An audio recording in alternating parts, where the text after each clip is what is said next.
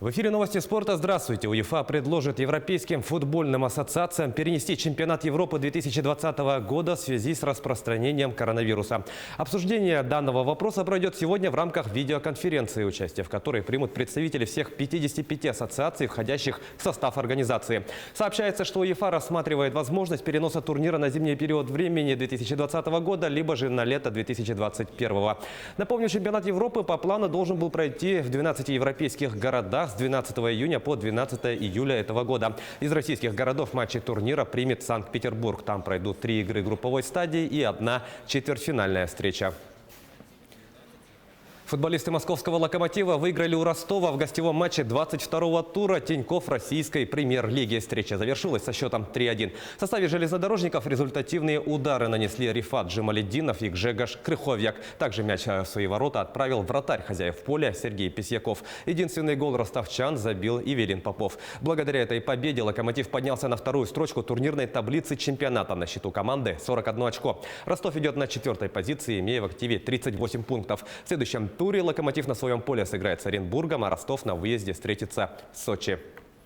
Коллекцию предметов, связанных со звездой баскетбола Коби Брайантом, погибшим в январе при крушении вертолета, продадут с аукциона в конце апреля. Подробнее в следующем материале рассказывает Артем Сторонов.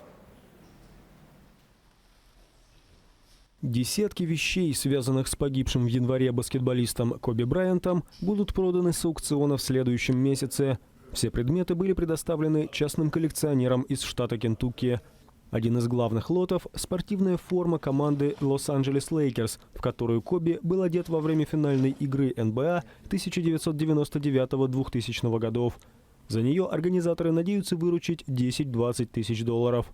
Игровые кроссовки Коби Брайанта с его автографом, а также баскетбольный мяч, на котором расписались все участники команды Лос-Анджелес Лейкерс 2009-2010 годов, как ожидается, будут проданы как минимум за 4000 долларов каждый. Особый лот – отпечатки ладоней звезды баскетбола, оставленные им в бетоне. За них надеются выручить 4-6 тысяч долларов, рассказывает представитель аукционного дома Julian's Beverly Hills Мартин Нолан. Он был первой звездой спорта, оставившей отпечатки на аллее звезд, где обычно места зарезервированы для голливудских актеров. Коби Брайанту была оказана эта честь 19 февраля 2011 года, в дождливый день, как сегодня. Церемонию перенесли в помещение, вел ее Джимми Киммел, а это пробные отпечатки, которые сделали перед тем, как повторить процесс при публике. Коби Брайант умер 26 января 2020 года в результате крушения частного вертолета в пригороде Лос-Анджелеса Калабасасе. Вместе с ним погибла его 13-летняя дочь Джианна. Аукцион назначен на 30 апреля. Волейболисты мужской сборной Намского Улуса стали победителями чемпионата республики среди команд первой лиги. Соревнования прошли в Намском Улусе. В финале турнира хозяева соревнований выиграли у команды Ленского района со счетом 3-2. Отмечу, что намские спортсмены одержали победу, уступив в первых 2 партиях. Бронзовыми призерами стали игроки сборной Якутска, которые в малом финале со счетом 3-2 победили соперников из Амгинского Улуса.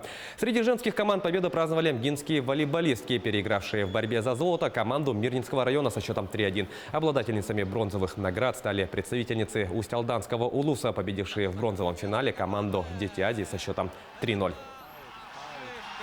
В эти выходные параллельно с волейболистами медали чемпионата республики среди команд первой лиги разыграли представители мини-футбола. Турнир прошел в Якутске под сводами Дворца спорта 50 лет победы. Триумфатором чемпионата стала команда Ленского района, переигравшая в финале сборную Северо-Восточного федерального университета. Встреча завершилась со счетом 4-1. На 3-ю ступень пьедестала взошла команда Мирнинского района. В бронзовом финале представители Алмазного края одержали победу над футболистами Мегино-Кангаласского Улуса со счетом 5-3.